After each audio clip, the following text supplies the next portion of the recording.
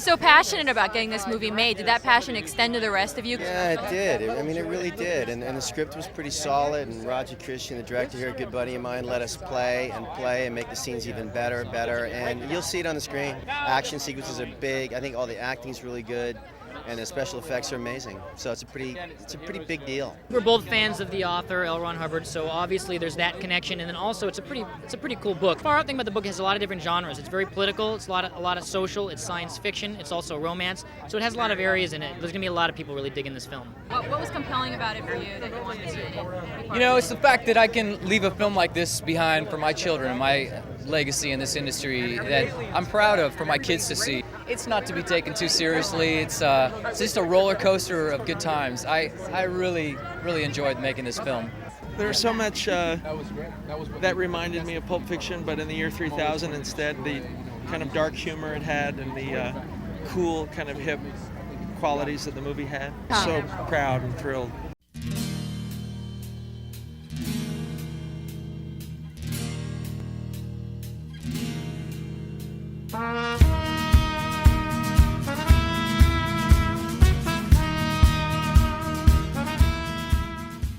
Hello out there to anyone listening. This is Onion Ring Sasquatch ORS at the Movies coming at you today, working on our newest review after a 3-year plus hiatus. Today we're going to be talking about Battlefield Earth, that amazing piece of cinema from the year 2000, set in the year 3000. This is your host, your boy, G Money Clip, and with me today, here comes a new challenger! my friend Jason, aka Thornton Melon, is going to be joining in on this one. Howdy, everybody. You had not seen this one before. I had not seen this. This was brand new for me. Heard lots about it over the years, but never sat through it. And you gave me an excuse to be tortured with this. Oh, you're welcome. Thank you for thoroughly that. welcome. So I'm guessing you had never read the book either. No, I had no point of reference other than L. Ron Hubbard wrote a book. They made a movie about it. That's about all I got. That's a good place to start. I actually did read the book twice. I'm sorry. I know. It was once, about the time the movie was going to come out, actually. It was in spring of 2000 when I was in film school. I read it. It wasn't anything amazing, but it's got to be better than the movie. And then I read it again about 10 years later, and it's like, this really isn't that great a book either. So you read the book before you saw the movie? Or I you'd seen did, the movie yeah. first? Okay. I think it was about April of 2000 I read the book. It took forever, because the book is 1,050 pages long. Holy crap. The movie only goes through about the first 473 pages of it. Oh, wow. So, yeah, even at the point where it ends, there's still half the book left to go. The book came out in 1982, written by L. Ron Hubbard, who had been a science fiction writer before he decided to create his own religion, as, most science fiction writers do, except they usually keep them in their books. And L. Ron Hubbard is a name I first heard, probably like you, as a kid of the 80s growing up, because of all the Dianetics commercial. That's right. That you would see on television at the time. Every time you'd be watching G.I. Joe or something, and every time they'd have a commercial break. Dianetics by L. Ron Hubbard. Buy your copy at B. Dalton's, Walden Books, or wherever paperbacks are sold. A fresh look at today's problems. They could have got me, because I'm just looking at the commercials and going, oh, it's just a book. Looks like a science fiction book. Yeah, it's about a volcano exploding. Didn't know it was a cult thing, but... You live and you learn. That's all right. They would have got me at age 12 or whatever. By June of 1983, it was reported to have sold about 150,000 copies. However, this was under what could be termed dubious circumstances. There were reports at the time emerging of groups of Scientologists that would just go around on bookstores and buy every copy of the book that they could get their hands on. Nice. One individual was reported to have bought 800 copies. So bookstores such as B. Dalton and Walden Books were reporting that they were receiving shipments of the book that already had their price tags put on it. So somebody was getting these books and then returning them to the distributors, and then they were getting shipped back to the bookstores again. Well, the strategy worked for the Beatles. Brian Epstein went out and bought up all the early copies of Love Me Do to give them their first chart hit. Why not? Are you comparing Battlefield Earth to the Beatles? I'm suggesting L. Ron Hubbard took a note from Brian Epstein's book to try to garner some interest and make it look like this book's really cool. We got to check it out. It worked in both cases. The book went to #1 on the New York Times bestseller list, the LA Times, the UPI, the AP bestseller list too. Of course, what they were trying to do was to get a #1 bestseller so that they could get a movie deal worked out. Hubbard was interested in doing this as early as the mid-'80s, and John Travolta really wanted to be in the movie. He loved the book. He had been a Scientologist since I don't know, the mid-70s, he was just thrilled with the idea of making a movie of Battlefield Earth. The problem that comes along is that John Travolta is one of those actors whose careers had a lot of peaks and valleys. If it had been a few years earlier, probably they could have gotten a movie made with little problem. The mid-70s, he'd been on Welcome TV. Back, Kotter. Welcome Back, Kotter. Grease. Saturday Night Fever. Yep. Urban Cowboy, all kinds of hits in the late 70s, early 80s. The problem is, after that point, he had a few flops in a row. Staying Alive, the sequel to Saturday Night Fever, tanked. Two of a Kind, Perfect, with Jamie Lee Curtis, flat out bombs. So by 1985 or so, he was in a trough. So L. Ron Hubbard originally had the idea of making 2 movies out of the book because it was so big. They could be budgeted about $15 million each. Problem was, he died in 1986, and without him as the driving force behind it, the movie sort of goes into development hell. Cut to 1994, John Travolta's in Pulp Fiction. He becomes a big star again. Face Off. General's Daughter? He was an above-the-title name on the poster. So then he comes back to the idea of Battlefield Earth. The problem was that he had originally wanted to be the good guy. That was in 1982 when the book came out. So by the time it gets in the late 90s, he's too old to be that guy. So he decides he's going to be the bad guy instead. The other big problem getting the movie off the ground wasn't John Travolta's star power, it was Scientology. He's a big enough star to get a movie made, but this Scientology thing is a little bit wacky. And the studios were very reluctant to make a movie based on a book by Scientology's founder. Another thing that came along problem-wise is that the movie's budget had then become estimated to be around $100 million. So Fox said no, MGM said no, and then this little company called Franchise Pictures comes along. Now, Franchise Pictures wasn't a movie studio, but they were an investment firm. They specialized in stars' pet projects. So if somebody's got a movie they've been trying to get off the ground for a long time, Franchise Pictures would come along and say, hey, we got your money, take a pay cut to work on it, we'll provide the financing. So they'd get the movie made, getting the star to work for less than their usual rate, and, a lot of these guys would go for it. The guy's name behind Franchise Pictures is Ili Samaha. This guy had started his business. He was like a nightclub owner and in the dry cleaning business before he started sinking money into all these movies. With very few exceptions, their movies were poorly received and did not do well at the box office. I think the only movie they had that was any kind of a hit was The Whole Nine Yards with Bruce Willis. Ballistic, X vs. Sever, which is, I think, still the worst reviewed movie on Rotten Tomatoes. It had like a 0% with the most number of reviews. So the movie gets set up as an independent production through Morgan Creek, and it's going to be distributed by Warner Brothers. Franchise Pictures retained foreign distribution rights. They licensed European distribution rights to a German group called Entertainment AG in exchange for 47% of production costs. And they had set the budget of the movie at $75 million. Keep that number in mind. Part of the trouble is they've got the financing, but they didn't have a studio producing the movie. In a way, it almost became like a huge independent film. For directors, John Travolta actually approached Quentin Tarantino to direct the movie. That would have taken a completely different turn, wouldn't it? I don't know how long he was tempted, but he said no. George Lucas recommended this guy named Roger Christian, who had been a set decorator on Star Wars, and had been a second unit director on Return of the Jedi and on The Phantom Menace. But he never had any feature film directing experience. No. He'd assisted and been in lower roles, but never actually sat at the helm of it. No, and when you think about it, what would second unit directing be on episode 1? Here, film this field that we're going to put all this CGI shit in later. So it's basically setting up a camera and running it for like a couple minutes and say, okay, there's your background, George. Now fill it with cartoon robots. So they go up to Canada to save money, like many of film productions have done. And the film had a lot of bad buzz before it even got released. This website called Mean Magazine got a hold of a copy of the script, and they changed the name of the script and the name of the writer. They sent it out to professional screenplay readers. They all sent it back saying stuff like, this is ridiculous. No, nobody would be interested in making this movie. This is terrible. Nice. Don't do it. So the movie comes out May 12th of 2000. It got scathing reviews and bad box office. It has 2.4 on IMDb and a 3% on Rotten Tomatoes. But is it as bad as its reputation? Let's find out. But the answer is yes. We watched 2 different versions of this movie because they made 2 different versions of this movie. They had the theatrical cut, which then vanished when the DVD was put out because they decided to go in and make some changes, take a couple little scenes out and put a couple other little scenes back in, and the theatrical version kind of disappeared until last year when they put out the theatrical version on Blu-ray for the first time. Yeah, they took a play from George Lucas's book to go back and say, "Oh, hey, let's tweak this. Let's change some things." And yeah, they put in color some corrected it. extended scenes and things like that, and it's different now.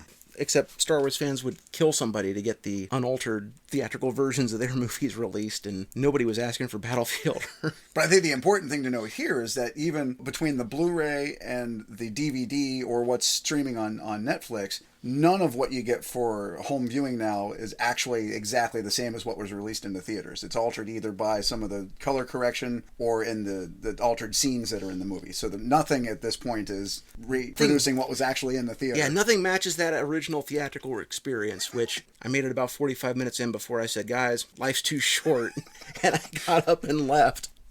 So we've got two different versions of the movie we watched. We've got the cleaned up 2020 Blu-ray. How appropriate is it that this movie's 20th anniversary was in 2020?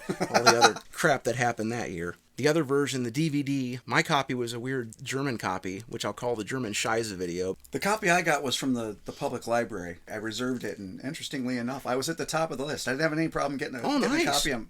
You got lucky. There's probably some Scientologist somewhere in town who's got it stapled up on his wall and prays to it 5 times a day. What's interesting is the German Scheisse video actually starts off with a big, long wall of text. The year is 3000 AD. Earth, once the home of mankind, has been ruled by cruel aliens from the planet Cyclo for 1,000 years. As on countless other planets everywhere in the galaxy, the Cyclos on Earth mine metals and teleport them to their own home planets. Gold is the rarest and most valuable metal of all. The dwindling human population is fighting for its survival. Hidden in hollow zones within irradiated zones, humanity is on the verge of extinction. Would any of that have been useful to know? That makes a world of difference. Why didn't they put that in English? Now there's context that does not otherwise exist in any way, shape, or form watching this movie. Even after you watch it, I don't think you walk away with that kind of an understanding of what the hell's going on. No, because we kick off the movie and the one thing that pops up, it just says, man is an endangered species. That's it. That's all they tell you. We were complaining about Waterworld. This is even worse. They tell you nothing. And the thing about watching the original, I guess, coloring as shown on the DVD is everything that you see as outdoors seems to have this ugly yellowish kind of tint on it. And it's really inconsistent, too. It's like that, but sometimes the color looks completely normal outdoors, but then other times, it has this terrible yellow cast to it. Yeah, and I don't get why they did that, because it looks like somebody pissed on the movie or something, which isn't a bad idea, right. But... That's one thing that I noticed between the two that I thought actually was an improvement on what they did with the Blu-ray is the color correction that they did made a huge distinction between what's happening outdoors on Earth in what we would consider our normal atmosphere and then what is happening on the inside on the Cyclo's atmosphere and how it's different. That watching the original cut of it with the way the colors are, you don't pick up on that distinction as well. That at least in the color correction they did, that seemed to suddenly make sense that I see, they're going back and forth between these two environments. None of that is really discernible in the original cut. So we start off with our guy Barry Pepper returning home from running around looking for medicine for his dad, I guess. His sweetie tells him that dad died. The gods took him in the middle of the night, and then he has a fit before he goes in and talks to the tribal elder and tells him, we can't stay here, we can't get enough food. In the book, the reason they got a problem with where they live is because they're living in radioactive zones. Because the radiation makes the aliens' breathing gas explode. The aliens can't come get them because they can't go up in these areas, but it's also making everybody die of radiation poisoning, which you don't see at all in the movie. Yeah, none of that. Because there's no sickly-looking people, nobody's got their hair falling out. I mean, it makes you sterile on top of that, so I don't know how they would have had. They were like young kids running around. The interesting thing for me at the very start of the movie, as we get introduced to this character, and like you said about him being told that his father's dead, the film editing, particularly early on, is really clunky. You're introduced to this character as he comes riding up on the horse. We have no idea who he is, why he's there, or anything. The gal tells him his dad died. He has, the semi-dramatic reaction to it. And then there's this little 5-second cut scene where he's burying his father that has no relevance to anything. It's one of these things where the whole initial 20 minutes of the movie, the editing is so erratic that there's this little clip here and this little cut here that has no purpose. It doesn't drive anything. There's no character development. It just sort of happens and you're left wondering what the hell is going on. Yeah, there's a lot of that going on. He talks to the village elder, who was played by Michael Byrne. You may recognize him as Colonel Vogel from Indiana Jones and the Last Crusade. I did not make that connection. Tickets, please. last.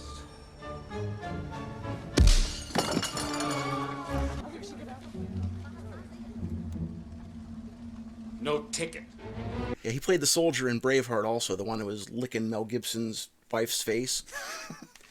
He tries to tell Barry Pepper about the monsters out there, the beasts. Nobody's ever seen one of these things. So, you know what, screw you guys, I'm going anyway. Well, and that's the thing that I didn't pick up on as we cut from there to him leaving, I have no idea where he's going or why. There's this whole warning about these beasts out here, these monsters, and then he's going to go anyway, but where exactly is he supposed to be going?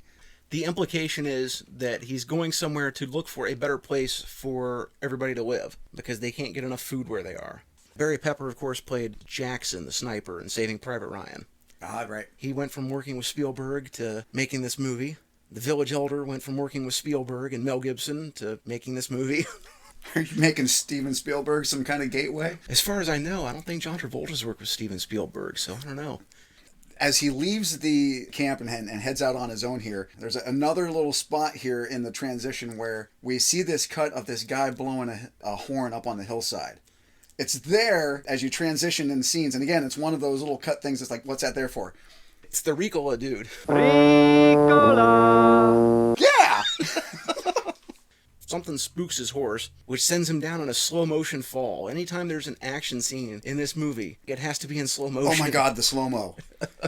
I feel like you could take a good solid 20 to 30 minutes of running time off of this film if all of the slow-motion shots were done in real time. Yeah, slow motion is used generally where there's something that has to happen, and you feel like it's not happening fast enough. I've got to push the button to stop the bomb from going off, but I've only got 2 seconds to do it, so it's like slow motion. Someone's reaching out to hit the controller for the bomb. In this case, we're just going to drag these things out longer. It's a horse going out of control and falling. It should be something that's fast to make you feel like you're losing control of it. He lands in a miniature golf course where we get an instant flashback to the cave painting we just saw. Even though it's been 1,000 years since anybody's been at this thing, there's a perfectly good golf club laying around that he takes a swat at. He's swinging around like Shooter McGavin at the dinosaurs or whatever they're supposed to be in this putt-putt course. He beats the crap out of a brontosaurus. Yeah, it's a... Now, on one hand, it's kind of neat to see the overgrown putt-putt course, because now you get the juxtaposition between the Earth and all the cultural references that we know on a day-to-day basis, and this is how far things have gone from the society that we know today. So, on one hand, you can kind of see that be kind of cool, but I think the execution's kind of poor. And the other thing you notice, too, is when you're out there, especially in the German Scheisse video, everything is green, ultra green. Like, right. They bump the greens up so high. He's in this golf course, and he runs into 2 cavemen straight out of Quest for Fire. One of them is played by Kim Coates, who was also in Waterworld. So, I can't get away from Waterworld. He was the paper guy, the traitor. They're challenging our hero, and then Barry Pepper spits at him like a fucking knacker. You're supposed to be the hero. Why are you spitting at people? That's gross. Fucking caveman, Jesus. And I think that's important to call out here, especially at this point as some of these other guys are being introduced, how they've devolved to this primate level of culture and how we act. That's an interesting thing that I think comes up later as technology comes back into the picture. Yeah.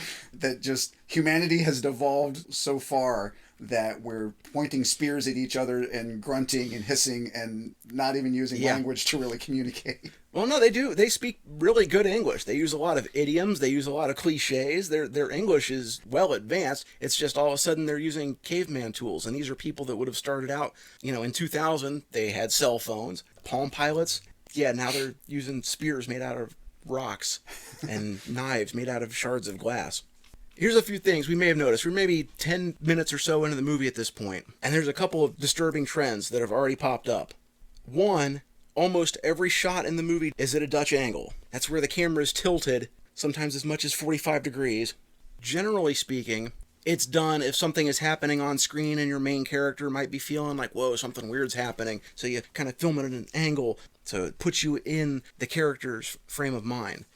The only problem is here, it gives the audience disorientation because every goddamn shot is at an angle and you're leaning in your seat like you're trying to balance it out. And then the camera will shift the other direction in the very next shot. So it feels like you're on a boat swinging around and you don't know what the fuck is going on. It worked for Batman in the 1960s. It did. It's like this guy watched Batman and said, we should do that. Actually, the director said that he did the Dutch angle thing because he wanted it to be like a comic book. Nice.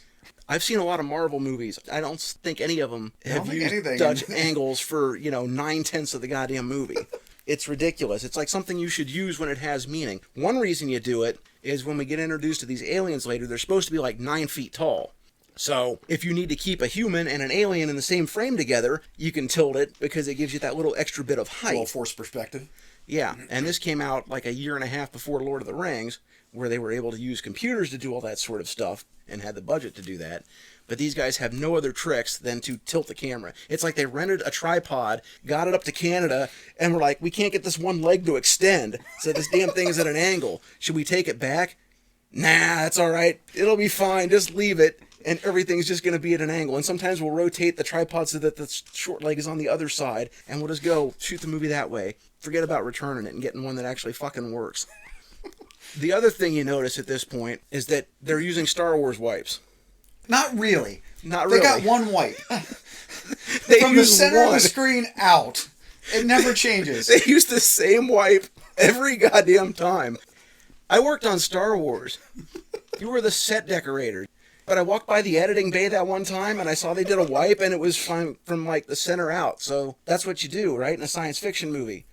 But again, you watch Star Wars or Kurosawa movies, which is where George Lucas got it from in the first place, and they can use wipes for all sorts of different stuff. They've got like 10 different style of wipes they use. They go top to bottom, they go diagonally left to right, diagonally right to left. All kinds of swipes and wipes. And they use it with motion, too. You'll have a character walking off screen, and the wipe will follow them. Right. You have the wipe move across screen, and a character's walking in at the same time. You have them pulling C-3PO up after the sand people attack them, and they're pulling up with the wipe. Right. So it's something that you can use to have some sort of an effect. In this case, they do it just because unless you have two people in the center of the screen that suddenly walk off in opposite directions, there's no motion that can follow that wipe. It's like this guy knows that there are techniques that directors use in film, but he doesn't understand why they use them or when how they to should even be be used. artistic about it, where you can do it in a visually appealing way. It's like he had a teenage kid there at the editing bay going, man, look at this wipe thing. That's great. I'm going to do it again. There are other buttons on the computer there, Chucky. I mean, you can do something else. So anyway, back to the movie.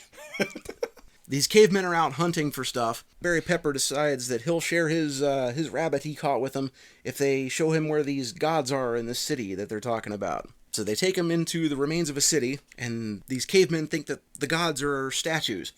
They call buildings caves. It's as if they transported cavemen to this time. It's like no knowledge of the past has been given at all. They've completely forgotten any They don't historic... know anything about cars. They don't know anything about buildings. They Yeah. don't know anything about anything. Which is weird. I don't think that's how it work. Even if it's been a long time, they would still have some kind of knowledge or stories or something of these things.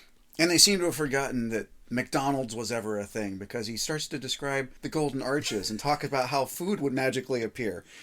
Well, it almost took you 1,000 years to get your drink today. So they go into a mall and hide out.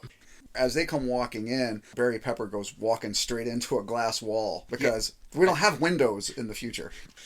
They've been calling Barry Pepper Greener, and he explains it's because the grass is always greener on the other side.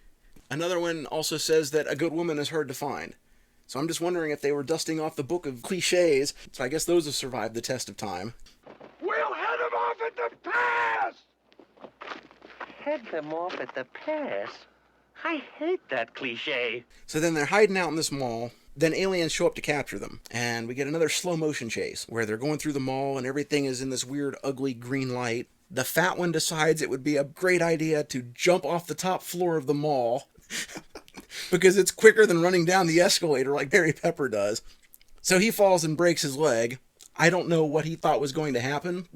Once the aliens show up, this is one of those points where the color scheme on the screen completely changes for no apparent reason. Everything gets cast in this horrible green tint. We got a green light, man. We're going to use it.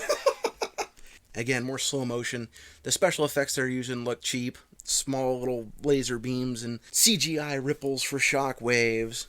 Barry Pepper's trying to get away. He calls Seabiscuit, who comes running in, and then he arrives in slow motion and gets instantly shot. And so eventually when Barry Pepper does get shot, he goes crashing through a whole bunch of those glass display cases. Right. The first thing I thought of is, oh, that's Blade Runner. It's the scene where Joanna Cassidy gets shot in the back by Harrison Ford, and she goes crashing through all the glass things in that scene. Only it's not as meaningful or well-earned. We're too early in the movie for this stuff. The difference between an homage and a ripoff. It's a thin line sometimes. Yeah, to me that's a ripoff. There's even like a Christmas tree on display. And in Blade Runner, when she goes crashing through the glass where she ends up crashing down, there's like all kinds of fake snow and everything in the store display.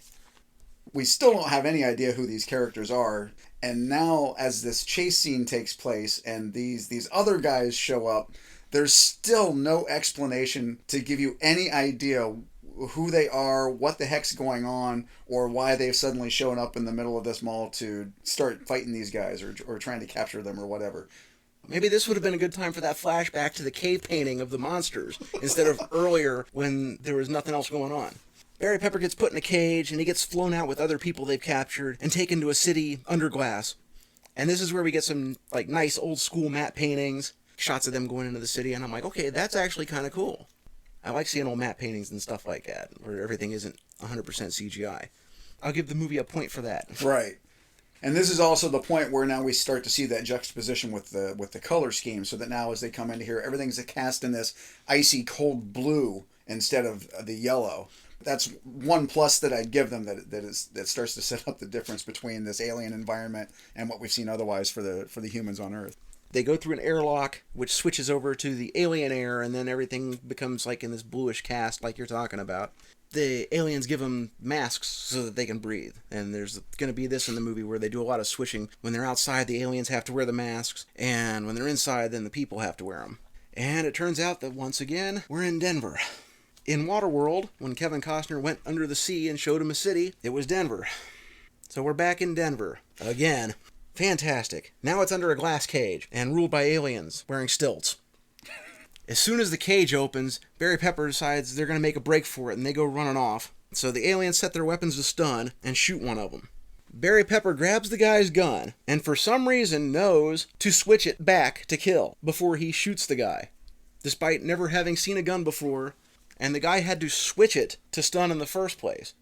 So how did Barry Pepper know that switching the gun was going to do anything? I think I missed that, actually. I think I missed that distinction that they... He definitely does there's like a lock, and he switches before he shoots the guy and stuns him. There's a two-barreled gun, and you can see that the stun shots come from one side, and the kill shots come from the other. Ah, okay. How he knew to switch it, don't know. Because the guy says something like, hey, you can't use them if they're dead. So he switches it to stun. Right, okay. But at this point, he doesn't understand their language, so he doesn't know what the hell's going on. Sure. But he knew how to take and switch it before he shot the guy and killed him. And apparently the aliens feel no pain, because he gets shot in the chest and he just kind of goes, huh, and falls over and dies. So he runs off and runs into John Travolta, who picks him up by the neck and drags him back out. Barry Pepper in this movie gets picked up so much he should have a handle.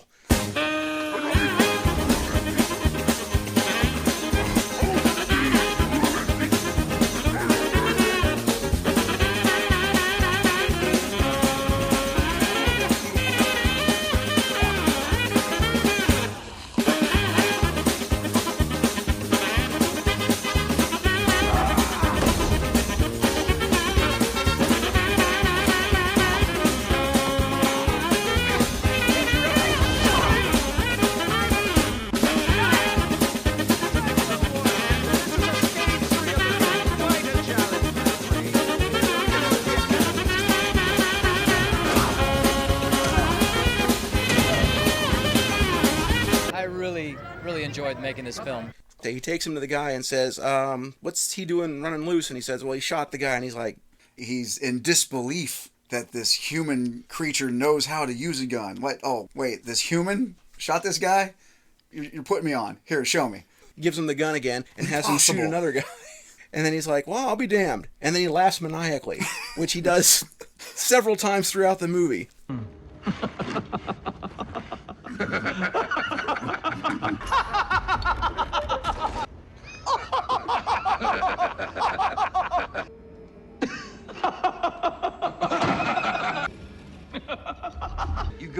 transporter.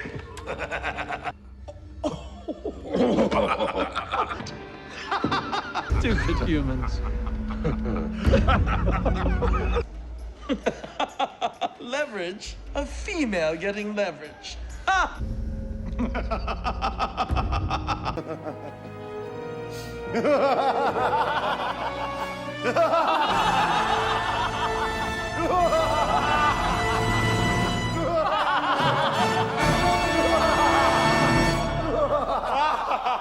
Well, that's what evil guys do. That's what bad evil guys do. See, that's the thing. When you have a villain, it's easy to have the mustache twirling psycho who laughs all the time. And for some characters that works, like the Joker. But generally speaking, the best bad guys are the ones that don't act completely batshit crazy and tip their hand that they're the bad guys. Nurse Ratched from Cuckoo's Nest. Mm-hmm. She's the bad guy, but she believes she's doing the right thing. She doesn't go running around laughing at people, saying, ha ha ha ha, I'm going to cut your meds or whatever. She's just convinced that what she's doing is right, even though she's really doing a lot of harm. That's what makes her a good bad guy. Michael Douglas in Falling Down. I'm the bad guy? How'd that happen? Yeah. He doesn't even know he's the bad guy. We talk about how ridiculous the aliens look.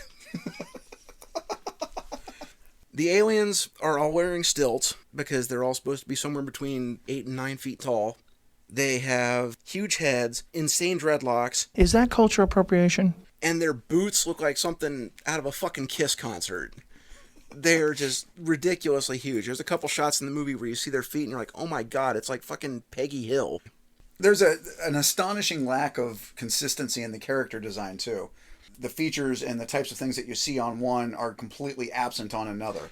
It's like the no-name guys have more facial appliances and makeup on them. Yeah. To make them less recognizable, but there's John Travolta, and it's like, oh yeah, we can recognize him. Exactly. It's like they decided to take some of the lesser knowns and, here, you sit in the makeup chair for 6 hours while we put all this crap on you. John Travolta, now 45 minutes, you're good. It's like taking the old school Klingons from the original series of Star Trek and mixing them together with the film Klingons, where they've completely altered the makeup and put them together on screen at the same time.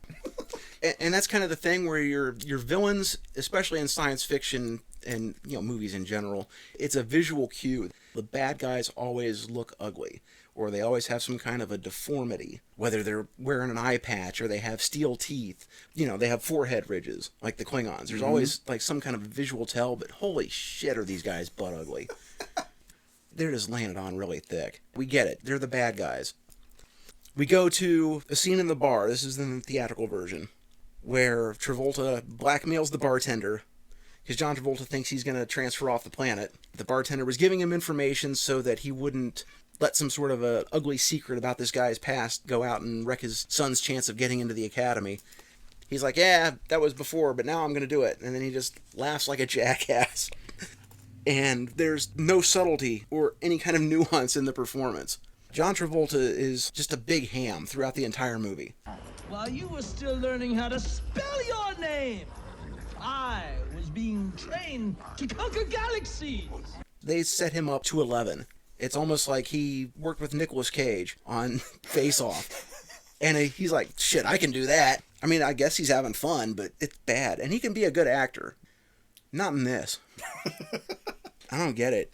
That is the thing that they start to establish with him. His character is a really bad dude. That he has no ethics. He's constantly looking out for himself and has no qualms about blackmailing. But he's got the one speed about it, where it's constantly over the top.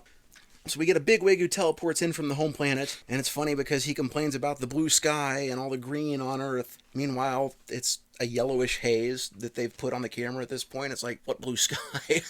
What green is he talking about? Everything's ugly looking. For some reason, they look at a satellite photo they took of a dog riding in the back of a car and say, oh, well, the dog is the superior race because it's got the man animal chauffeuring it around. And okay, that's a funny joke because dogs do that, but that picture was obviously taken before they conquered the planet. I couldn't even tell what the picture was. What struck me is this picture is like 1,000 years old. They haven't looked at it before now. You're just now showing it to this guy? I don't understand how the aliens have learned nothing about humans. They've been running the planet for 1,000 years. They've got humans as slaves. I don't like that word. Yes word. Yes word. Sorry, the prisoners with jobs. Okay, that's better. That's better. They don't know anything. They don't know what they eat. They don't know what they can do, what they can't do. These aliens are stupid. That's as nice as I can put it. They start talking about the home office, corporations, and mining, and when they're doing all that, they remind me of the Ferengi from Star Trek, especially the Deep Space Nine Ferengi, where they're talking about, the rules of acquisition, talking about money and stuff all the time, and it's like, okay, I don't remember if they were that much like this in the book. Maybe they were, but maybe they ripped off Star Trek.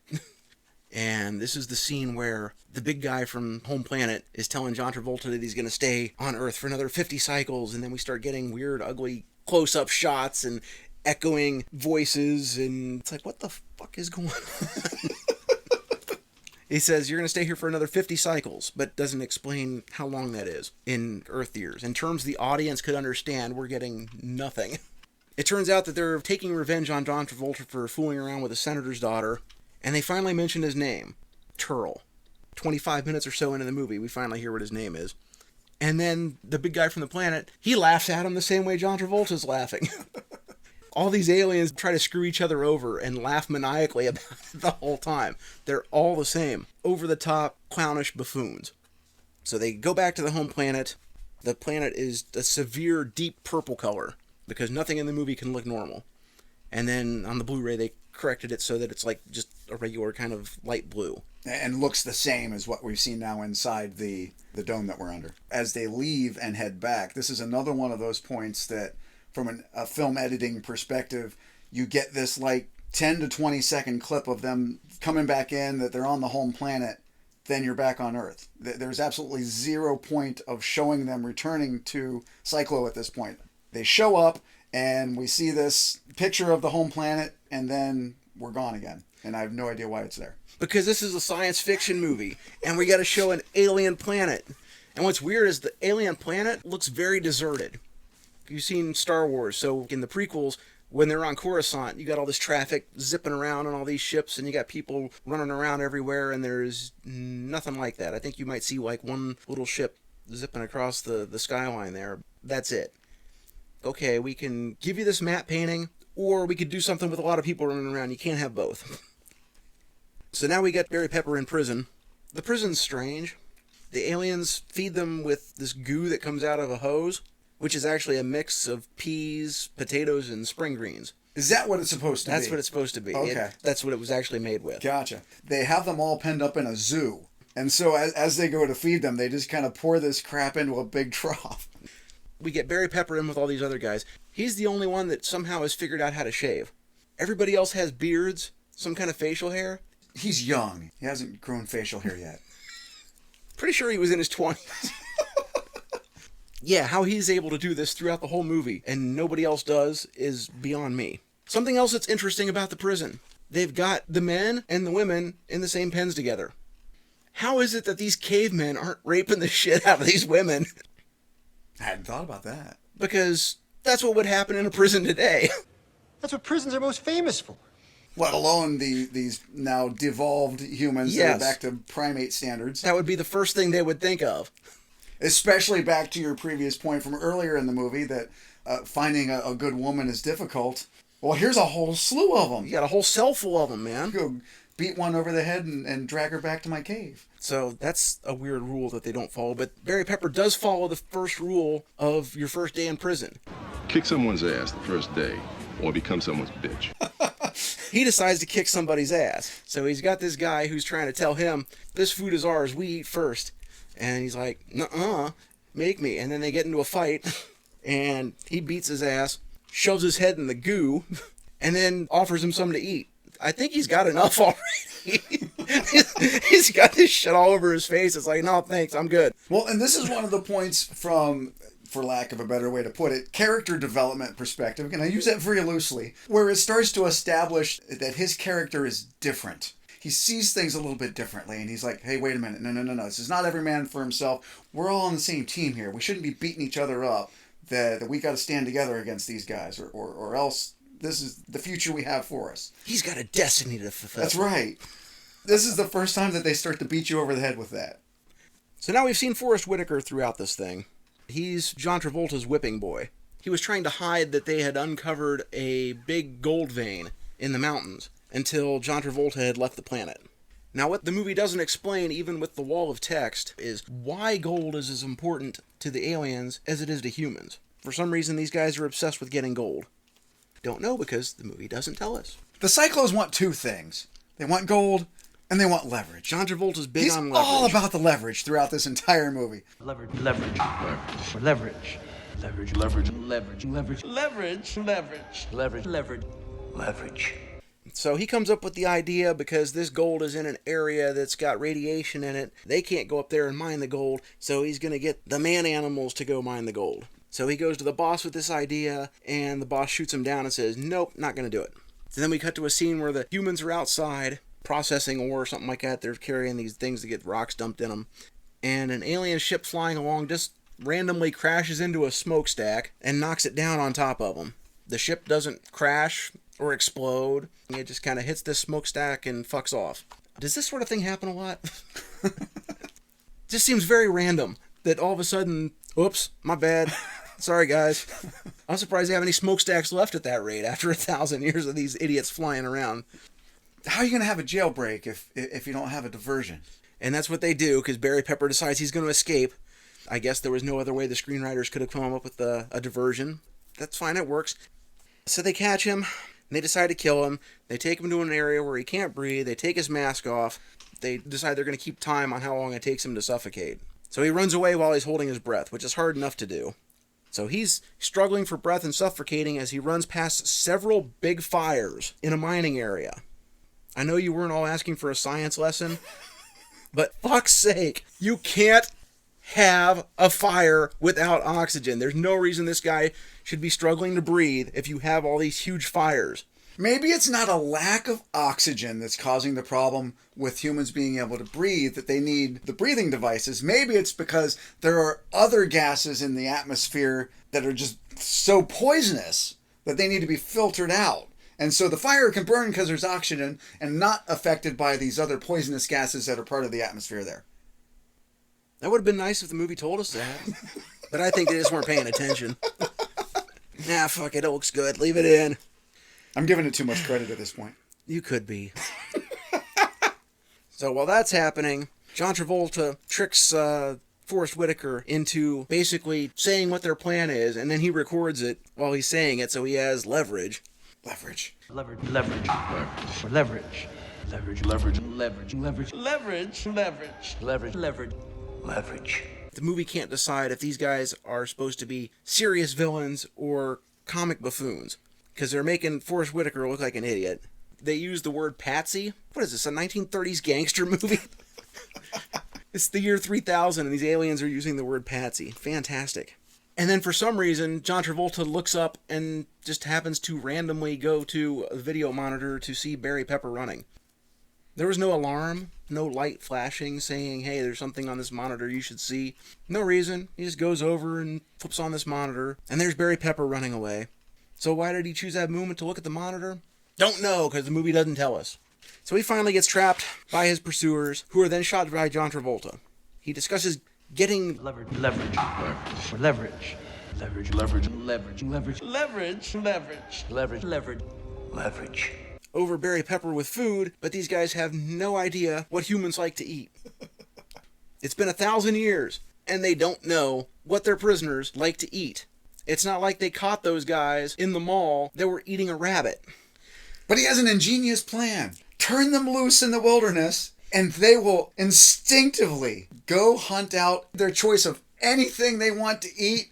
They're going to ultimately go and find their favorite food. They're going to hunt and seek out their most favorite delicacy. Then we'll know. They can pick anything. Obviously, the first thing they're going to pick is going to be their most favorite thing that they want. Because that's how food works. You just naturally can get anything you want. I can go walk out of this house right now and get a filet mignon. You don't want to know how, but there are ways, dude. So yeah, they let them loose. They run off into the mountains, and after 3 days, they're starving, so they find some rats and kill them and eat them. So John Travolta deduces that that is their favorite food, raw rat. Now, while they're out here running around in the mountains, this is another point where they go out of their way to beat us over the head with how special Greener is in terms of him noticing things that are completely lost on anybody else. No one else hears this whirring of these cameras that now have been embedded in their clothes. He hears it, And he realizes, oh, we're being watched. And he starts to take out one by one all these cameras that he starts to realize are watching them. And the cameras cut off when they are ripped out of the shirt. Are they powered by cloth? It's like as soon as he yanks it out, that's it. You lost the signal. So we get one of our candidates for line of the movie. John Travolta gets pissed off, and then he smacks his head on the ceiling. Lousy ceiling! I thought I told you to get some man animals in here and fix it! Dude walked right into it. He didn't walk from around the corner and happen to bump into it. He was facing it and walked into it. Then Forrest Whitaker just looks at him like, whatever, motherfucker. And then we do a wipe. End scene. Mwah. Jesus. They go after Barry Pepper and the guys. And at this point, Barry Pepper decides that he'd rather throw himself off the cliff than go back, but he could have just been trying to get off the movie. He chickens out as soon as the alien spaceship appears in front of him. I don't understand why, because essentially he knew that if he jumped off the cliff, he was going to die. So what's the difference if he jumps off the cliff with an alien spaceship there? Isn't the end result going to be the same? Forrest Whitaker says that humans must be able to fly. I don't know why he thinks that. Because Barry Pepper was going to jump, maybe, even though he didn't jump, he thinks that they could fly? I don't know, but John Travolta decides he's going to prove how dumb Forrest Whitaker is by just chucking some nameless dude off a cliff. It's only one way to find out if he can fly. Let's see it. Let's test this. And we get the same bad green screen shot of this twice. Absolutely horrible green screen effect on this. It repeats where he's like, no, and it's like the exact same shot both times. If I follow the difference between the two correctly, this scene was in the theatrical cut, yes, but removed from the DVD. Yes. So now that they've put together this enhanced version for the Blu-ray and for streaming, where they've cleaned up a lot of the graphics, restored it for high definition, why this scene was A, put back in the first place, but B, left to be the horrible visual effect that it is. They couldn't improve it, make it look better. Because it's not very expensive to color correct a movie, but redoing special effects is expensive. And this was one of those things where Mill Creek Entertainment or something put out the DVD, and not Warner Brothers, which is the guys who did the theatrical distribution and the original DVD and all that. It's one of those things where Warner Brothers just kind of licensed it out to somebody, and they were like, yeah, we'll spend a couple bucks to kind of correct it, but we're not doing the George Lucas thing. We're not going to reshoot stuff. Aha. I mean, come on. It's Battlefield Earth. Well, clearly somebody thought it had enough legs that it deserved color correction and whatever treatment it got for transition to high def anyway. Probably because if it's not high def, you can't have it on Netflix. Oh. I would imagine they were probably trying to think of, we can probably sell this thing off to somebody, get a couple bucks out of it, but we got to put it in HD. It's 2021. Okay. That's what I would speculate. So the humans get taken back, and they're put to work fixing the ceiling. Barry Pepper instantly starts touching the machines. All right, there you go, get to work. And he's just like, ooh, what's this? John Travolta's standing right there, grabs him and throws him around, and he decides, all right, we're going to take this one, and they plug him up to a learning machine. So it's like The Matrix, only shittier. Now, this is another part of the movie that I will give a point for, because this is like the only time you see anything that actually looks alien in the movie. Because he plops him down in this chair and then takes some sort of weird organic looking thing and hooks it into this machine to get it to start working. And it's like, oh, that's weird. That's kind of interesting. No mention of it, explanation of what it does, and instead we get a cheap effect where the machine just starts blasting stuff directly into his eyes. But for a second there, it's like, oh, this is kind of a cool alien organic looking thing. That's kind of neat. But that's a very brief moment. They decide they're going to teach him the alien language. And apparently this is the first time in 1,000 years that this has been done, because these idiot aliens could see no benefit in being able to communicate with humans. Again, not to give the movie more credit than it's due, they've gone out of their way to express how the man animals, as they call them, are stupid. They don't, he doesn't have the capacity to be able to make this gun work. He doesn't know how to use this technology. These guys are stupid. And now for the first time they say, oh, well, this guy, there's something special about him. I'm seeing potential here.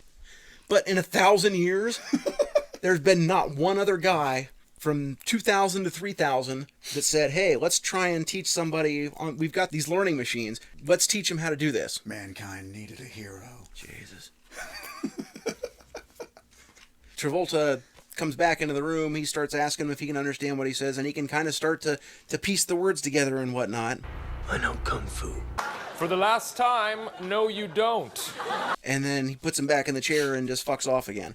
They leave the humans unsupervised, which seems like a terrible idea, because his buddy instantly goes into the room, leaving his work before the guys are barely out the door, and goes to check on him. And it's like, don't you want to keep an eye on these guys here with all the stuff they're doing? They're working with tools. They could be smashing your equipment. They could be screwing around. If they're as dumb as you think they are, shouldn't you have somebody in there watching them to make sure they don't fuck around? The guy asks him if he's okay, and he's like, this machine is teaching me about these aliens and their home planet. I gotta stay here, and I gotta learn more about them. I thought he was just being taught the language. Why would they teach him all this other stuff about their race and about everything else? Because the next scene, we cut back to him in the prison, and now he's drawing equations on the floor like he's fucking Matt Damon or something. They've given him the gift of intelligence. Why? You wanted him to be able to speak your language, and now he's sitting there talking about Euclidean geometry and drawing equations. And hey, John Travolta, do you like apples? Well, this movie sucks. How do you like them apples? So they taught him Euclidean geometry and molecular biology for some reason.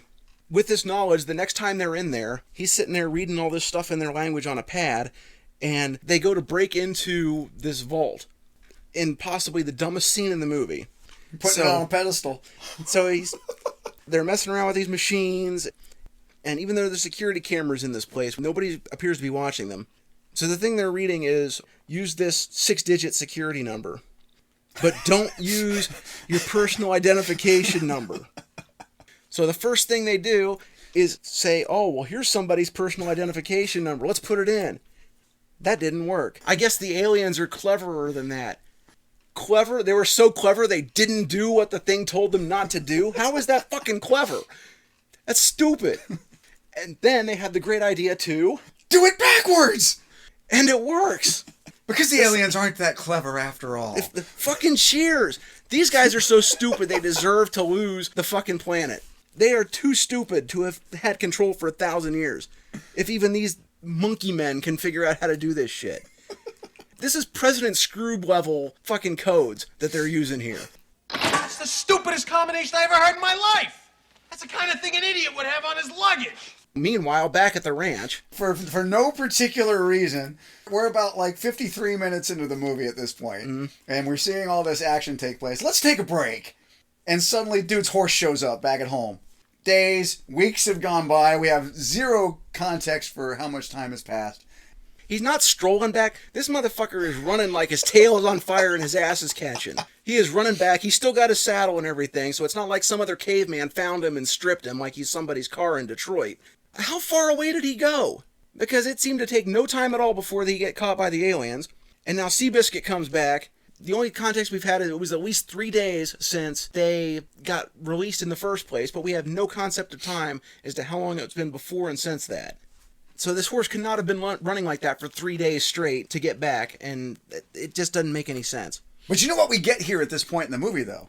Another shot of the guy blowing the horn. Ricola! And this is where we get the entrance of our strong female character, who tells off the Nazi colonel that she's going after, they finally mention his name is Johnny, and she don't need no man's permission to do it. That's right. Because she's a strong, independent woman. And she breaks the rope that's holding the door closed, and she goes riding off after him. So, of course, the next time we see her, she's been captured. For fuck's sake. So back in the alien world, the humans that are broken into the lockers, they've got all these weapons. They get the drop on John Travolta, and they're going to shoot him, but it turns out the weapons weren't loaded. They got all those weapons, and nobody thought to check if they were loaded. You'd think at least the smart one would have looked at these somehow, the one that could figure out the switch in the first place from stun to kill, but he doesn't. Also, John Travolta doesn't seem very concerned about the fact that they broke into the security vault. Doesn't seem to bother him at all. If that's the case, why keep it locked? Well, from the other Cyclos, the humans are obviously dumb. They don't know how to get in there. He wouldn't expect that from these dumb man creatures. I guess, but that's where we've seen that he keeps his special collection of recordings that he's got of everybody he's trying to get leverage over on. So you'd think he would be concerned that they would screw around and somehow break it because they're so stupid, but that doesn't happen either. Or use it against him. Yeah. John Travolta takes Barry Pepper to the Denver Library, and he tells them that Earth only managed a 9-minute fight before the entire planet was conquered. Keep that in mind for later. So he tells them that you can read anything in this library you want, because nothing in here will help you. But that was before Barry Pepper finds the Declaration of Independence that Nicolas Cage once stole. I'm gonna steal the Declaration of Independence. And we the people know better. The building's wrecked, and all these books have been in the open air for 1,000 years. But they haven't deteriorated. They're still intact, and they don't turn to dust the instant you touch them. Up next, we've got the dumbest scene in the movie. So the humans are taken to this field full of cows, where John Travolta demonstrates his shooting prowess by shooting the cows. Big, slow, stupid animals. And he talks about how skilled a marksman he is. Well, then he shows it off, too. Shooting behind his back, fancy and everything.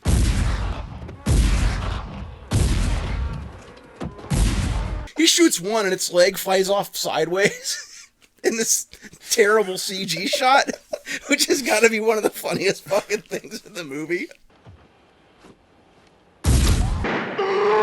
And there's no blood or anything. You never see a drop of blood in this movie. So then while he's shooting these cows, he pisses off a bunch of savages who come out of the woods and attack John Travolta. So once again, the humans have the drop on him, but unlike 10 minutes ago when they tried to shoot him, this time Barry Peppers decides to let him live, because Barry Pepper has read the Declaration of Independence, and he knows now that it's not enough for them to kill this dude and run away. Now they've got to fight and take back their planet. That's right. Because if they just kill this one guy and escape, they'll still be enslaved. They'll just come back, take them, and enslave them some more. He gives them a half-assed William Wallace speech. What will you do without freedom? We will run, and we will live. What kind of life is it to run? Always living in fear of being hunted? The great villages were built by our people, by millions of men and women just like us, who are willing to fight to the death for one thing above all else, their freedom.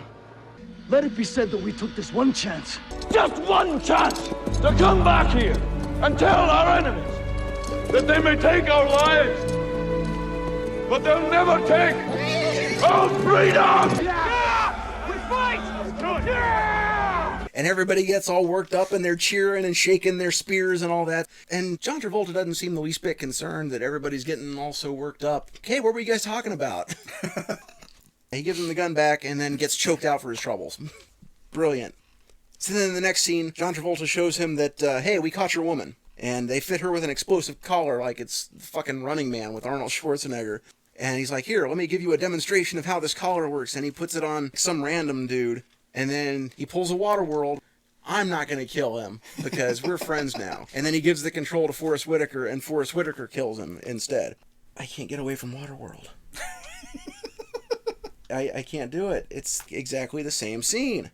So they blow this guy's head up. Happens off screen. There's no blood, no flying chunks, no nothing. The movie's rated PG-13. So despite the astounding lack of blood, it's still a PG-13. It's just ridiculous because there's no blood after some guy's head explodes. He's only standing about 3 feet away from somebody else. They share an evil laugh, and then we go on to the next scene where Barry Pepper's banging his head against the bars because he's depressed that he got that guy killed, but the others convince him that fighting is the right thing to do. Sometimes William Wallace needs his own perk-up speech. The troops need to give a little love back the other way. That's right. So he gives him a speech, and for some reason, he cuts off some of his hair and gives it to the dead guy's brother, I think it is. I had no idea what the hell that was about. For reasons. He cuts it off with that glass knife that the guy gave him in the mall before they got captured. Why does he still have the knife? They were hosing them down with fire hoses and processing him to the prison. Wouldn't they have taken anything that was a weapon off of them? How does he still have it? You're not supposed to notice those things. So up next might be the dumbest scene in the movie, where John Travolta introduces his soon-to-be secretary. He basically calls her a dumb slut while she's sitting right next to him. She's stupid enough not to be a menace, good-looking enough to be decorative. She gets drunk with economical speed. Well, he said it really quietly. Oh, is that? He turned and said it in confidence. Oh, okay. At a whisper. Yeah, she didn't hear. She's got a tongue like Gene Simmons. She gives him like one of those recording discs that has information about the boss on the planet. John Travolta's got these big furry hands with claws, and she's wearing gloves. So I think she didn't want to get her hands done up like John Travolta. She didn't want 9 fingers. Yeah. You know who that was? I didn't recognize her. That's Kelly Preston, Travolta's wife. Oh, was it really? Yep. No, I missed that. We get another candidate for line of the movie where she says to him, I am going to make you as happy as a baby cyclo on a straight diet of herbango. Which is their alcohol. A baby on a straight diet of alcohol would be dead. Then her tongue kind of flicks out in a extremely sexual, over sexual kind of motion. There's where your PG-13 rating probably came from. That could be. That could be. You know, she died last year. Did she really? She did. I didn't hear that. They said it was cancer, but I'm thinking it was embarrassment. It just took 20 years to catch up. So then, with this information, John Travolta blackmails the boss and is able to go along with his plan to have the man-animals go mine the gold. It's in this scene where he's talking to the supply guy getting all this mining equipment that you can see the fucking size of John Travolta's feet. Jesus Christ. It's ridiculous. So then, as they fly to the mining site, the computer announces that there's a radioactive area ahead. And immediately, it starts reacting with the air in the cockpit. You see like little sparks and stuff, and John Travolta's like, nope, we gotta land here. My question is, if the reaction is strong enough to cause these little bursts of fire in the cockpit, what's putting it out? If it's reacting with the air, what's stopping it from just exploding? And what good does it do to have a sensor telling you the radioactive area is ahead if instantly it's enough to start setting your air on fire? These are things that we don't know because the movie doesn't tell us. Then John Travolta leaves them all unsupervised. He says he'll be watching because they've got spy planes, they've got drones overhead, which fly very low to the ground and are very loud.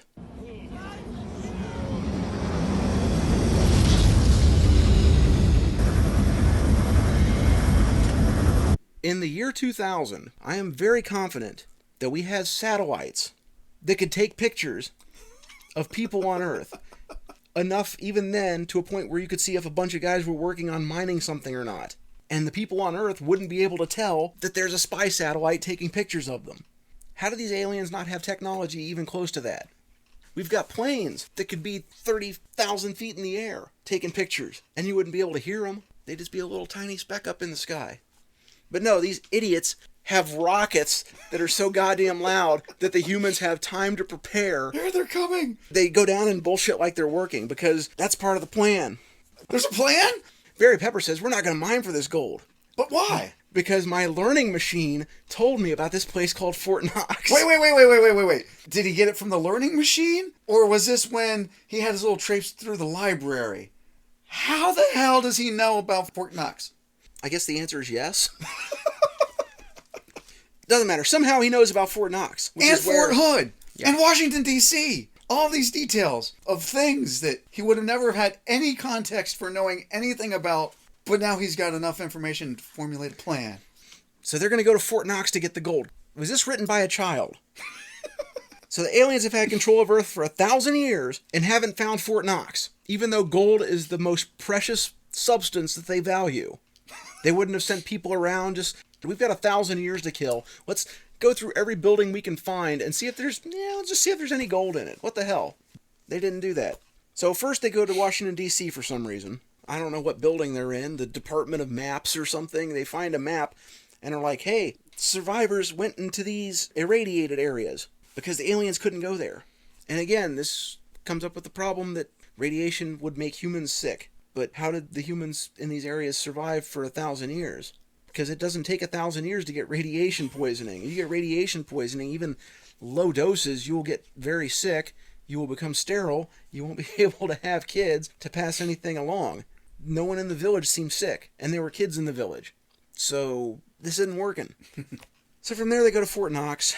They have to cut open a door to get inside Fort Knox. But once they get inside the building, the vault door is just hanging open. But the gold's undisturbed. So this door isn't open, this door is, and all the valuable stuff inside is just perfectly intact.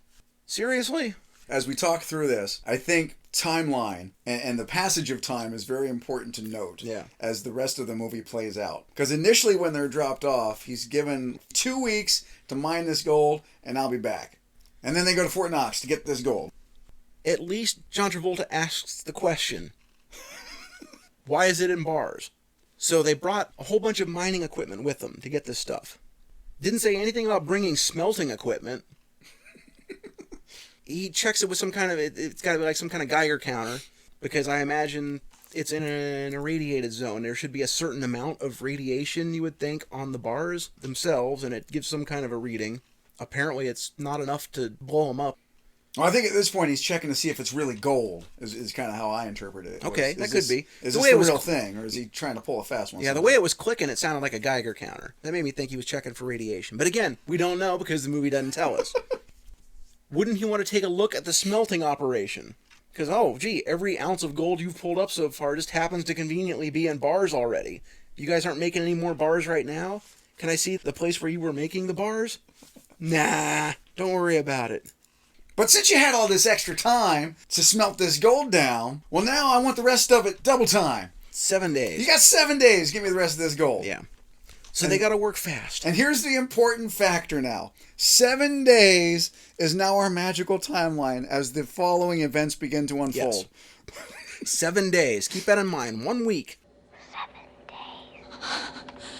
They come up with a plan. They're going to blow up the dome that's covering Denver. And then one guy says, they'll be in the dome. They won't have their masks on. They won't be able to breathe. If we blow up the dome, they'll all die. The masks are portable. You see people walking around outside with them all the time. They can just carry a mask in their pocket and put it on. I mean, if you're living in a place that's under a big glass dome and the air outside will kill you, wouldn't you kind of carry your mask around with you so you could breathe at all times? That don't make no sense. And for some reason at this part, Carlo, that's Kim Ko, it's our buddy from Waterworld, he starts saying piece of cake a lot. Piece of cake. Piece of cake. Piece of cake. Piece of cake. Piece of cake. Piece of cake. Piece of cake. Piece of cake. Mm-hmm. Unprompted by anything. I don't know where it comes from. Have these guys even ever seen cake? They've been living like cavemen. Right. They wouldn't even know what that means.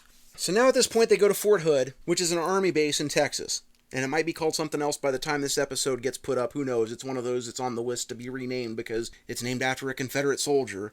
Oh, God forbid. They're going to change it to something else, and then I'll have to redo the whole goddamn episode. They go to Fort Hood, where they find perfectly stored military gear. We're talking planes, weapons, vehicles, all in pristine condition after 1,000 years. What's even better, the electricity's on. The electric grid is still on after 1,000 years, without any kind of maintenance. Nah, it's fine. I'm sure there wouldn't be a tree somewhere that fell in the last 1,000 years that would cut through some power lines, or anything else that happened when, the Earth was kind of destroyed. Oh, it's a government facility. It's on a different circuit. Sure, yeah, it's all underground, right? None of that stuff would have deteriorated in 1,000 years. So the planes they find are Harriers. You know anything about Harriers? Very, very little. Okay, screenwriters don't either. Harriers are exclusively used by the United States Marine Corps, and Fort Hood is a U.S. Army base. The Marines and the Navy are in the same department, so the Harriers should be at a naval base somewhere. That would make sense. But no, they're in the Army base, which also has a training simulator. That's the important thing. For Marine jets on an Army base, which I guess at this point isn't even the most ridiculous thing that's going on. But what happens next is... This is my vote for the most ridiculous thing in the movie. This is your dumbest scene in the movie? This is my dumbest scene in the movie right here. So they've got 7 days to make the attack and reclaim their planet. They're going to train cavemen to fly jets in 7 days. 7 days. How long were we in Afghanistan? 20 years? Have you seen the videos when they're trying to train the Afghan army? Get them to do jumping jacks? Mm-hmm. And the fucking Afghanis can't even do jumping jacks. They're fucking it all up. None of them are in rhythm or anything like that. That's what it looks like when you try to teach cavemen how to do jumping jacks. I would love to see what happened if you try to teach them how to fly a Harrier in 7 days. They fly in perfect formation is what happens. Yeah.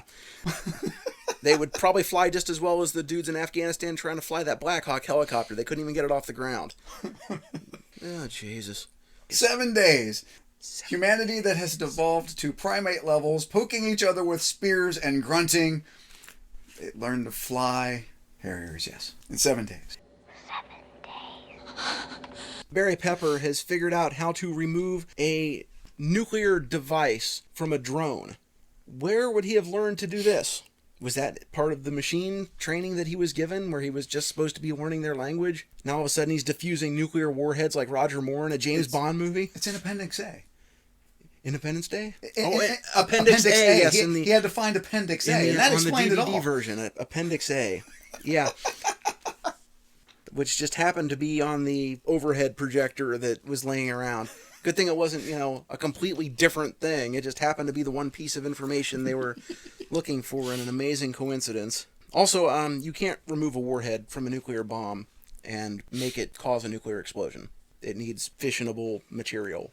That's why in the James Bond movie, when Roger Moore pulls out a detonator from a nuclear warhead and uses it to blow up a door, it just blows up a door and doesn't nuke the entire inside of the ship. Also, keep in mind, kids, jet fuel in storage is only good for about 4 years. Even if all these machines are in perfect working order after 1,000 years, even if you knew how to fuel them and fly them, the jet fuel wouldn't be any good. A 10-year-old wrote this script. I'm convinced. They probably had a Scientology screenwriting contest. They're like, hey kids, who wants to write Battlefield Earth? Send your submissions too. And then one retarded 10-year-old said, oh, I got this. Well, cavemen are going to fly fighter jets and kill the aliens. So what they want to do is they're going to take this atomic bomb they have and teleport it to the aliens' homeworld, and someone's got to go there with the bomb and blow it up. It'll blow up the atmosphere and blow up the planet. And John Travolta's plan is to take the gold, and he's going to ship it back home in coffins. How's he going to go back there to reclaim it? We don't know, because the movie doesn't tell us. Barry Pepper sneaks back to prison and convinces Forrest Whitaker to trade the humans' freedom for the recordings that John Travolta made, that he somehow has. Leverage. Leverage. Leverage. Leverage. Leverage. Leverage. Leverage. Leverage. Leverage. Leverage. Leverage. Leverage. Leverage. And he gets the key and gets the collar off the woman's neck. And they let all the guys out. This is the scene, probably the dumbest scene in the movie.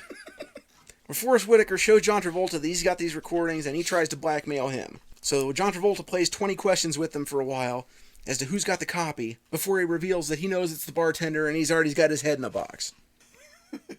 He shoots off Forrest Whitaker's hand, blows it smooth off, and Forrest Whitaker just kind of looks at it like, that's interesting. I guess the aliens don't feel pain. We've established it. The aliens don't feel any pain at all. That's kind of nice. I guess that's a good feature to have. Apparently this technology on this weapon, it's not like creating open wounds. It like somehow is like a lightsaber, and that it'll completely kind of cauterize or it disintegrates the portion of the body that it captures, but closes off all the wounds so there's no open blood or anything like that. It just kind of makes the body part that it hits disappear. I don't know. It's alien technology we don't understand. Yeah, that's it. And this is one of my favorite cuts coming up here. It cuts to a scene where the alien guards come walking in the jail and it's just empty. And I can imagine those two guys just looking at each other like, ah, shit. We're going to get fired for this. Not even supposed to be here today. Yeah. So where were the guards when the humans were being let out? Did they just like fucking wander off? Because I'm sure they were there when Forrest Whitaker was there. Just because he's getting something for it doesn't mean the rest of these guys are going to get the same thing. Did he just convince them all to leave? We don't know because the movie doesn't tell us. The humans are using walkie-talkies to coordinate their uprising. So the batteries are still good after 1,000 years. Why not? Why should we fucking go for logic now? So Barry Pepper takes out a couple of aliens guarding the teleporter. They grunt in pain when they're shot or hit with pipes. So now I'm confused again. Do the aliens feel pain or not? I don't know. And this is great. One of the guys tell Barry, The shooting's triggered the alarm. 5 guards from the south, heavily armed and moving fast. one, you can tell his lips don't match the words, which is brilliant ADR, because that's what you want to do. When you have an ADR shot of somebody, you want to make sure you get their lips moving so they can tell that you're saying something completely different from what was recorded the day on the set. But then we instantly cut to a shot of 5 aliens that are walking at what cannot even be described as a brisk pace. The biggest reason for this is because the actors are on stilts. It's hard to run while you're on stilts. And I think that's why during the uprising scenes, whenever you see them, none of them are running. My question is this. The stilts are used to demonstrate their height. They're so much taller than humans. So we've got to have them on stilts because we don't know how to do CG and make it look like forced perspective. If you have a shot with no humans in it and nothing else to give it a sense of scale, why do the motherfuckers need to be on stilts? I'm with you. Put them in costumes that don't need stilts and then have them run across the platform or whatever. Then at least you could give some kind of sense of urgency. These guys are very lacking in urgency. It was probably budgetary constraints because at that point they would have had to have a separate set of costumes that were fitted for the actors without all the prosthetics and the giant the extra boots. stuff. Yeah, we didn't have the budget for an extra set of costumes. We just got to roll with it. But the end result is it's a comedy cut. Hey, there's these 5 guys heavily armed and moving fast, and they're just crawling. Come on, man. It's kind of the same thing that they do with the Dutch angles. Do we need the Dutch angles to show height proportion when humans and aliens are in the same shot together? Why do you need it in a scene where it's just John Travolta and Forrest Whitaker? They don't need to show height comparative to each other. Why can't those shots be level? Dramatic effect. No, because they fucking got a broken tripod and didn't bother to take it back to Los Angeles. I mean, this is not brain surgery. This is like the shit they would teach you in film school. Alright, so now we get into lots of slow motion. The aliens are trying to shoot Barry Pepper again. And slow motion in an action scene doesn't make it more exciting. Makes it more dramatic. When it's overdone. Well, this particular part, it's like the shootout in The Matrix, because there's the scene in the lobby of that building where Neo and fucking Carrie Ann Moss are like flipping around and doing all this crazy Matrix shit and shooting up all the pillars where the guys are trying to kill him. And this is the same thing, like there's these pillars that are getting shot up while he's running in between them. I'm like, great, somebody saw The Matrix. Again, homage or ripoff? Ripoff.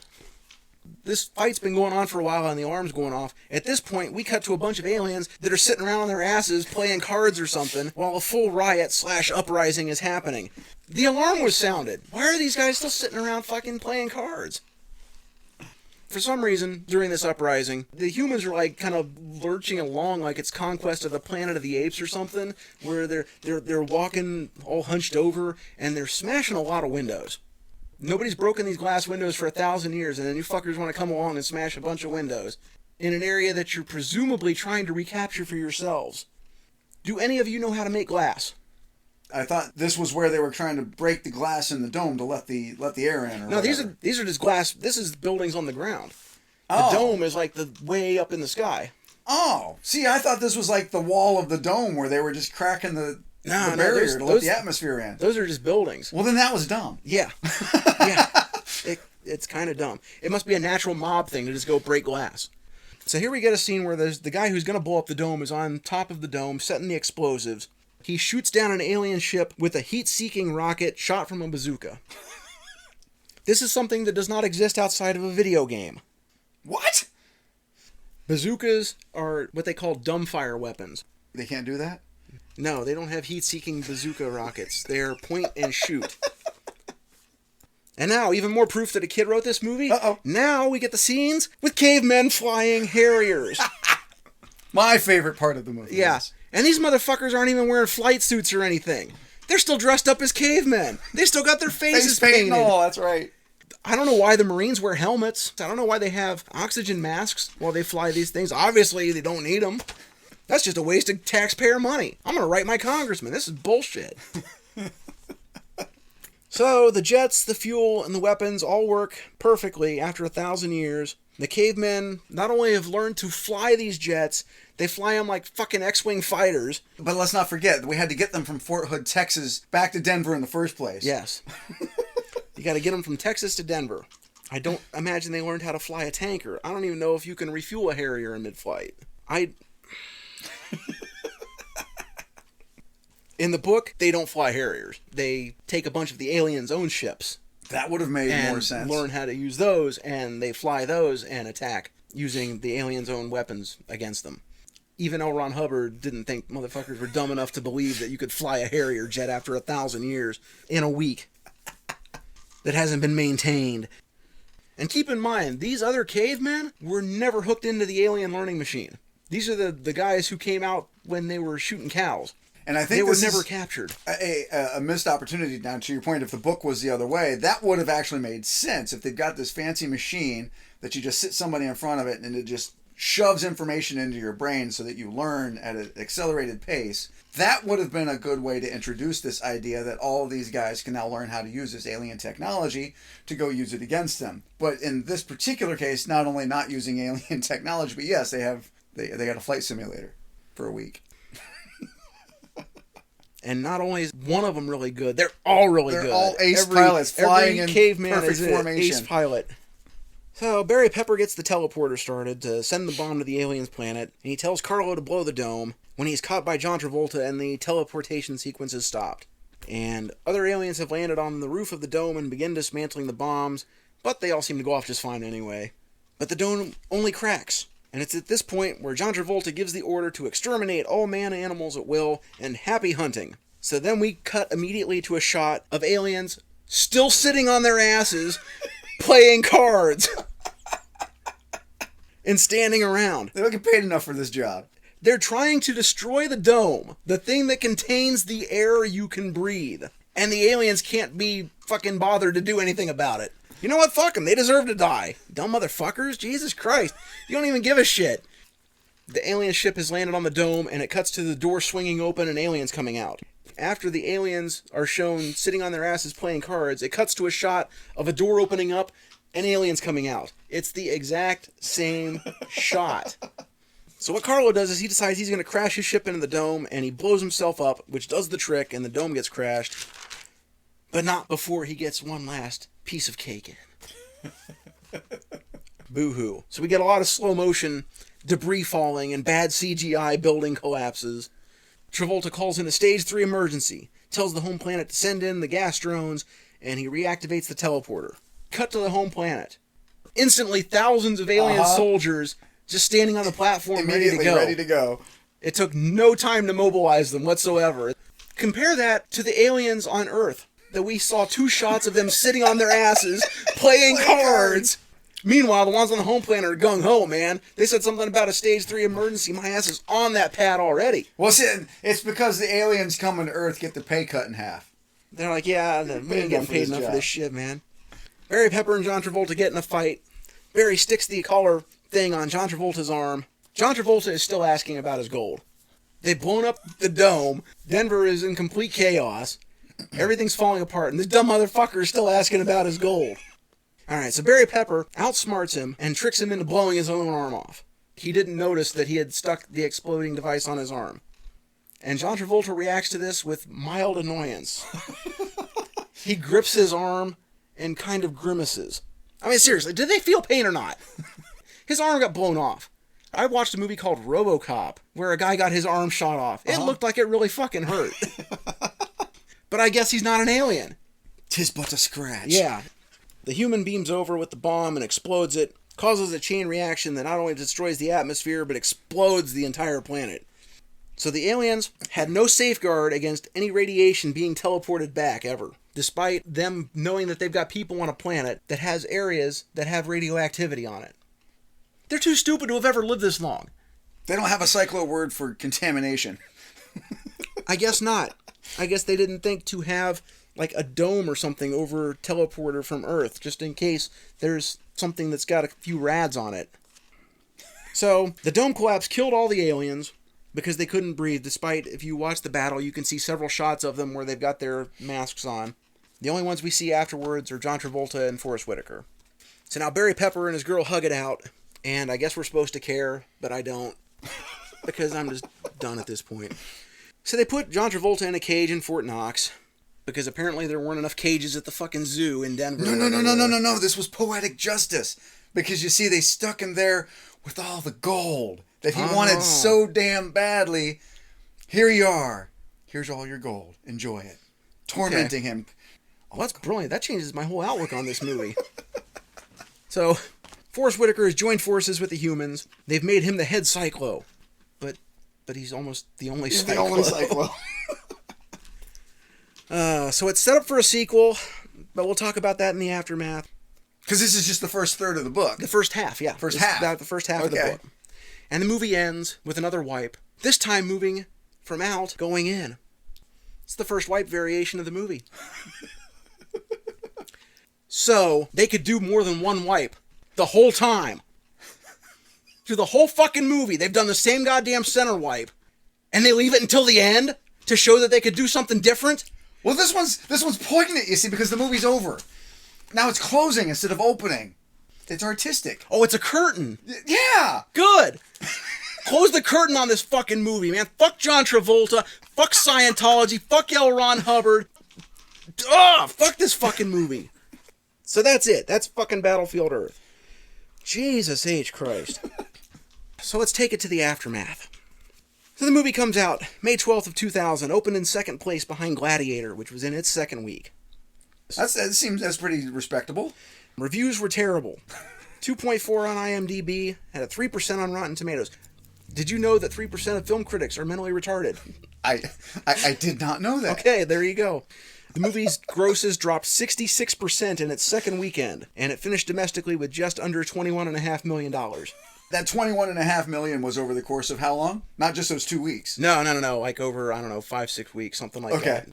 Despite the large amount of German money producing the film, foreign grosses were only a little over $8.25 million. And in Germany, straight to video.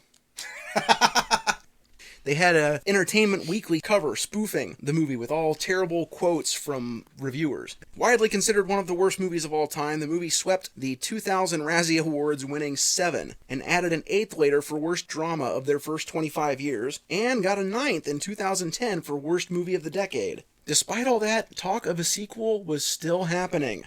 The second movie was supposed to come out in 2003 because they wanted to avoid competition with Star Wars Episode 2.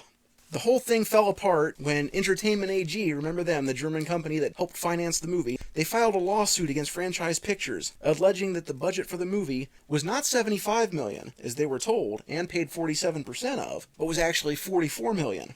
Well, where did those adjusted numbers come from? I would think that'd be written down somewhere in a contract or something that somebody would have had a record of. That stuff all came out in Discovery, where they were like, hey, you guys are fleecing us. So we paid 47% of $75 million. We should have paid 47% of $44 million. So they ended up putting up $35 million out of a $44 million budget. Now, $10 million of that went to Travolta. After his pay cut. After his pay cut. He was getting about $20 million per movie at the time. The director actually wrote a piece in the LA Times that mentioned that less than $14 million went to the live-action production budget, and less than $9 million went to the special effects. I believe it. During production, John Travolta even invested $5 million of his own money back into the project to kind of keep things moving along. Entertainment AG won the lawsuit and was awarded $121.7 million in damages. From who? Franchise Pictures. Okay. I was going to say, who at this point after the movie's flops got all that money that they're going to pay? Well, Ili Samaha was declared by the court to be personally liable for $77 million in damages. Wow. The judgment forced Franchise Pictures into bankruptcy in August of 2007. The people involved, what happened to them? The director, Roger Christian, he never reached these heights again. He mostly has directed TV movies and direct-to-video features since then. Battlefield Earth's reception was catastrophic to his career. Barry Pepper, he had a few starring roles after Battlefield Earth. He was Roger Maris in '61, and he was in We Were Soldiers with Mel Gibson in 2002. Mostly a supporting actor these days. He did have the lead role in the movie Crawl in 2019, which I think is about like giant alligators running around and during a hurricane or something like that. Forrest Whitaker came out okay. He's been working consistently. He even won the Academy Award for Best Actor in 2006 for his portrayal of Idi Amin in The Last King of Scotland.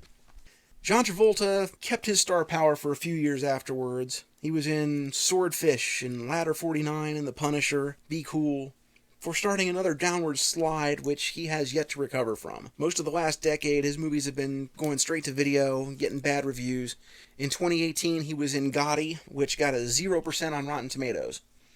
So apparently people think that's even worse than Battlefield Earth. Well, maybe just those 3% of film reviewers haven't seen it yet. So, Mr. Thornton Melon, would you recommend Battlefield Earth? No. Garbage. No, I would not. I qualify that. If you intentionally want to sit down and enjoy a piece of bad film from a Mystery Science Theater kind of perspective where you want to enjoy a couple of hours of laughing at the screen, have at it. The thing about this movie, to sit and watch it, knowing all the things that you've heard about it, so having it come out 20 years ago, that's 20 years of getting to hear how horrible this movie is.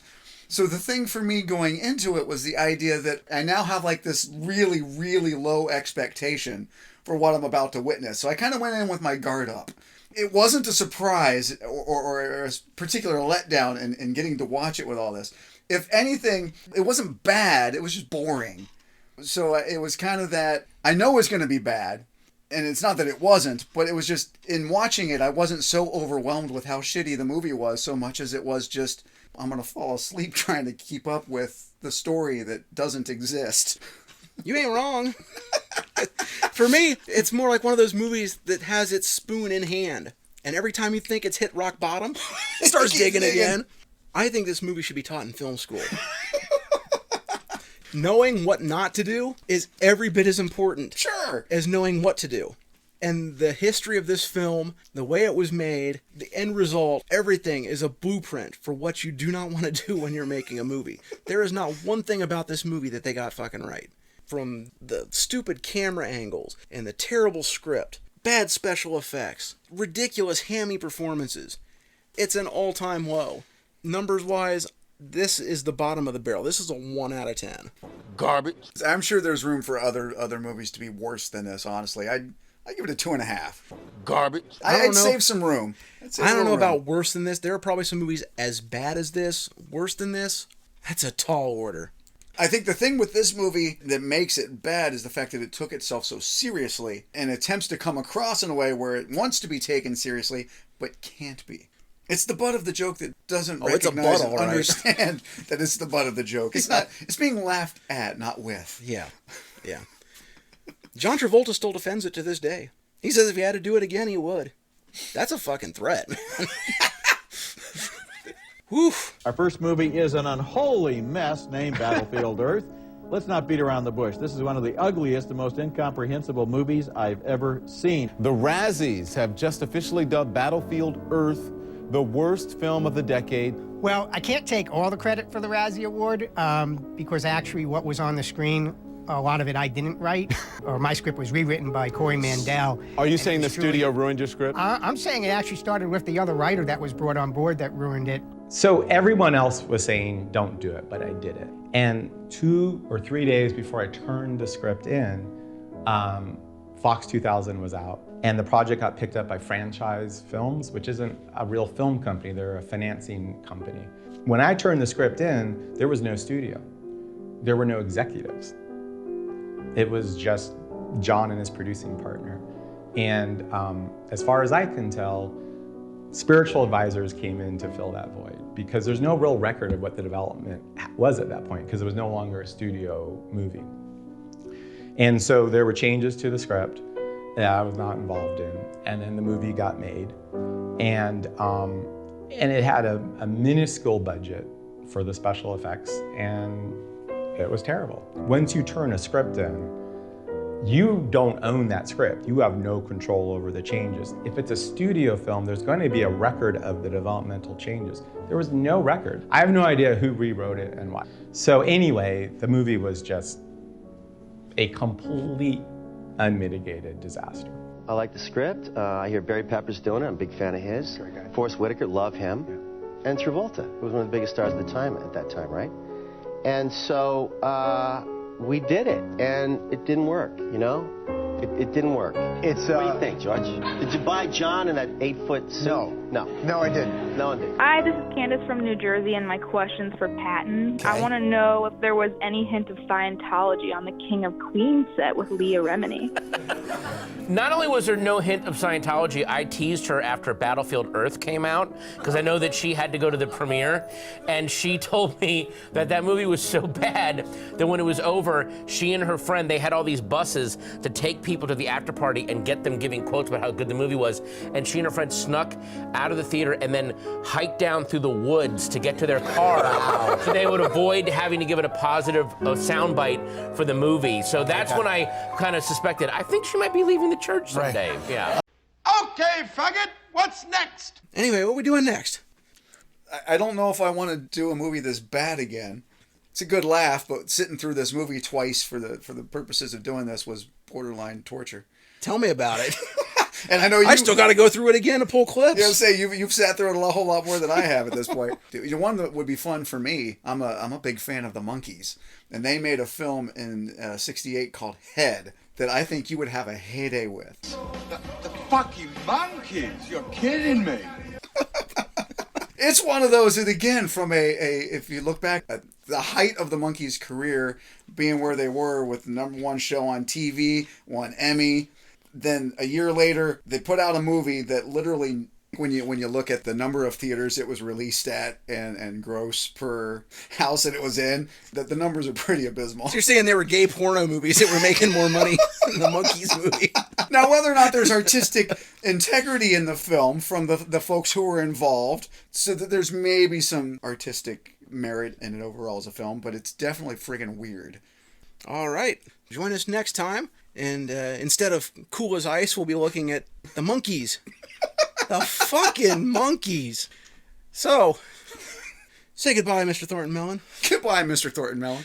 And the show has reached a new low. And this is your boy G Money Clip signing off. Go have some popcorn, watch some movies, and we'll catch you next time. Adios, nachos.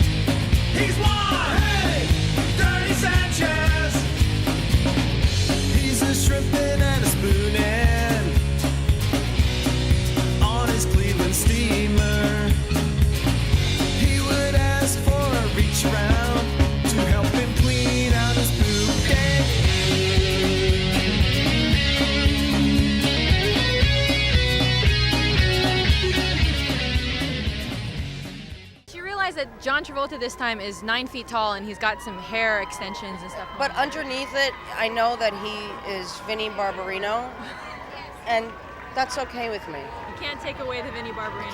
You can't take that away. Garbage.